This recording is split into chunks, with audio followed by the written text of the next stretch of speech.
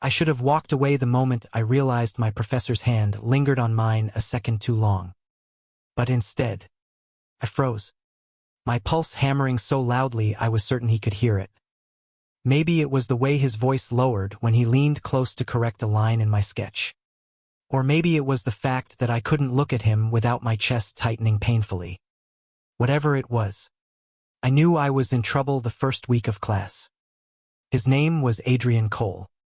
32. Brilliant. Quiet in the kind of way that made you want to lean in and hear every word he saved for rare moments. He was the art department's star professor. The one everyone warned you not to crush on because, according to the rumors, he kept his distance from students and never mixed business with pleasure. And yet there I was, 20 years old, sitting in his studio, heart racing like a fire alarm whenever he stood too close. It wasn't supposed to happen. Not to me. I came to Columbia University with a backpack full of pencils, a scholarship that felt more like a lifeline, and a stubborn need to prove that art wasn't a waste of time. Falling for the professor. That was a luxury I couldn't afford. Still, it happened quietly, like charcoal shading bleeding into the edges of white paper. The first time I really noticed it, we were working late in the studio. Everyone else had left, but Adrian stayed behind to grade portfolios. I was stubborn, refusing to abandon a half-finished portrait of my mother. So he let me stay. At one point, he walked over, crouched beside me, and placed his hand over mine to adjust the pressure of my pencil.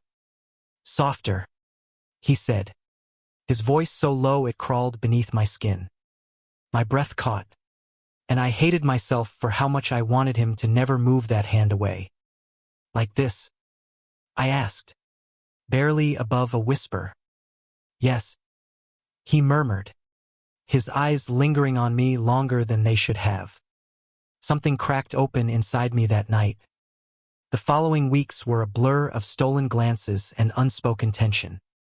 He was careful, always professional, yet sometimes when our eyes met, it felt like the air between us could burst into flames. I told myself I was imagining it, that I was just a lovesick student projecting feelings onto a man who saw me as nothing more than another kid trying to survive art school. But then there were moments, small, fleeting, that told me otherwise. The way he smiled when he caught me sketching in the corner, or how his hand brushed against my shoulder when passing by, sending electricity down my spine. Of course, not everyone was blind to it. My best friend, Leah, noticed first. "You look like you're about to faint every time Professor Cole breathes near you," she teased one afternoon as we sat on the steps outside Dodge Hall. I groaned, burying my face in my hands. "It's not like that." She snorted. "Right? And I'm Picasso reincarnated. Face it, you've got it bad. Just don't let him see it. You don't want to get Heimer yourself into trouble." She was right, and I knew it. But knowing didn't make the feelings vanish. It only made them heavier. One evening, when the city outside buzzed with traffic and neon lights, Adrian called me into his office. I thought it was about my final project, maybe even my slipping grades in another class. Instead, he closed the door and leaned against his desk, arms crossed. His expression was unreadable, but his eyes burned with something I'd never seen before. "You're talented," he said simply, "but you don't see it. You hold back." I swallowed hard. I just don't want to disappoint anyone." He tilted his head, studying me. "You're not here to please anyone. Not me. Not your family. Art isn't about that. It's about honesty." He paused, then added, his voice quieter, "Even when it's dangerous." My chest tightened. Dangerous. The word hung between us. Charged. Electric. I wanted to ask if he meant more than art. If he saw the same storm in me that I saw in him. But I couldn't. Not then. That night, I lay awake replaying every word, every glance, every brush of his hand. And for the first time, I admitted to myself that what I felt wasn't a crush. It was something deeper. Something that could break me if I wasn't careful. The breaking came sooner than expected. A week later, Leah caught me sketching Adrian's profile in my notebook again. She frowned. More serious this time. You can't keep doing this. Eli. He's your professor. If anyone finds out, it won't just ruin him, it'll ruin you, too. Her words hit like a punch. She wasn't wrong. But when I tried to put the sketch away, my fingers refused to let it go. His face was etched into me, as much a part of me as my own reflection. And then came the night that changed everything. The studio was nearly empty, the air thick with the smell of turpentine and drying paint. I was cleaning my brushes when Adrian walked in, his expression softer than I'd ever seen. He stopped a few feet away, hesitating like a man on the edge of a cliff. I shouldn't be here, he said finally, his voice strained. Then why are you? My voice trembled. His eyes locked onto mine. And for once, he didn't look away.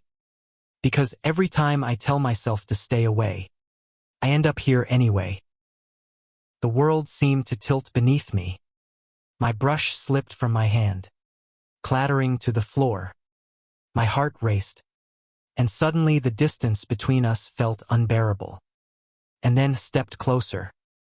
Adrian's nearness was intoxicating. Like the air itself had turned into something heavier, thicker, pulling me toward him.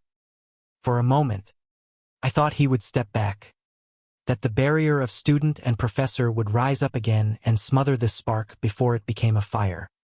But then his hand lifted, trembling slightly, and brushed against my cheek. Eli, he whispered, my name catching on his breath as though it was too dangerous to speak aloud. I should have stopped him. I should have said no. Reminded him of rules and consequences, of the weight this moment carried.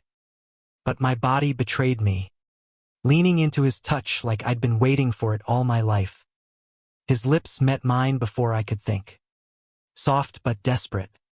A kiss that tasted like surrender and regret tangled together. For a second, the world stopped, the fluorescent hum of the studio lights, the noise of the city outside. Everything faded until there was only him. When we broke apart, both of us were breathing hard. He stepped back as though burned. This is a mistake, he said, though his voice shook, betraying the truth his heart couldn't hide. I stared at him, my chest aching. Then why does it feel like the first real thing in my life? He closed his eyes, pain flickering across his face. Because sometimes the real things are the ones we're not allowed to have. After that night, nothing was the same. We tried to carry on as though nothing had happened. But the silence between us screamed louder than words. In class, I couldn't look at him without remembering the taste of his lips. Every brushstroke felt heavier, as though my art itself carried the weight of what we couldn't say. Rumors began to circle. Whispers in the hallways. The sharp glance of another professor lingering too long. Leah cornered me one evening, her voice fierce. Tell me you didn't. I didn't answer, and that was enough. She swore, shaking her head. Eli, this will destroy you both. But destroy us or not, it was too late. One evening, near the end of the semester, Adrian found me in the studio again. He looked exhausted, like he hadn't slept in days. His tie was loose, his hair messier than usual. He sank onto the stool beside me, his hands trembling as he rubbed his temples. I've spent my life following rules, he admitted, his voice low. Teaching, creating, building walls around myself because it was safer that way. But you, he broke off, his eyes finding mine. You make me want to break every single one. Tears stung my eyes before I could stop them. Then break them, I whispered. For a long moment, neither of us moved. And then he leaned in again, slower this time, deliberate, as if choosing me despite the consequences. The kiss was softer, gentler, but heavier with meaning. Promise, fragile and dangerous. What followed wasn't easy. He kept his distance in public, his expression cool, unreadable, but behind closed doors. In the quiet corners of the studio, we let our guard down. He taught me more than Arth taught me how to see myself, how to stop hiding. And in turn, I gave him something he hadn't allowed himself in years, permission to feel. Still, the fear lingered. Every knock at his office door, every suspicious glance from faculty, felt like a noose tightening. There were nights I lay awake wondering if this would all collapse, if I'd ruined the very man I loved. The breaking point came at the final exhibition. My portrait of him, unintentional, subconscious, hung on the gallery wall. I hadn't realized it until Leah whispered in shock. Eli, that's him. My chest seized. Anyone could see it. Anyone could put the pieces together. Panic clawed at me, but before I could move, Adrian stepped up beside me. He studied the portrait with an unreadable expression, then glanced at me, the barest smile tugging at his lips. It's beautiful, he said softly. In that moment, I understood. Even if the world turned against us, even if it cost us everything, I wouldn't regret loving him. After the exhibition, he took my hand briefly, hidden in the shadows outside the hall. When the semester ends, he murmured, we'll figure this out. I don't want to hide anymore. The semester ended. Summer came, heavy with the scent of rain and new beginnings. And true to his word, Adrian found me not as my professor, but simply as a man who loved me. We walked along the Hudson River one evening, the city lights shimmering on the water. He reached for my hand openly this time, no longer afraid. I glanced at him, my heart swelling with a quiet certainty. Maybe the world wouldn't understand. Maybe people would judge. But love had already chosen us, tangled us together in ways no rulebook could undo. I squeezed his hand, whispering the truth I had carried from the very first moment his hand touched mine. You're the only thing I've ever been sure of. And this time, instead of pulling away, Adrian pulled me closer. The night stretched endlessly ahead, full of uncertainty, but also full of hope. And for once, I wasn't afraid, because our love was the most honest art either of us had ever made. Thank you for listening. Don't forget to like and subscribe to stay updated with the latest videos.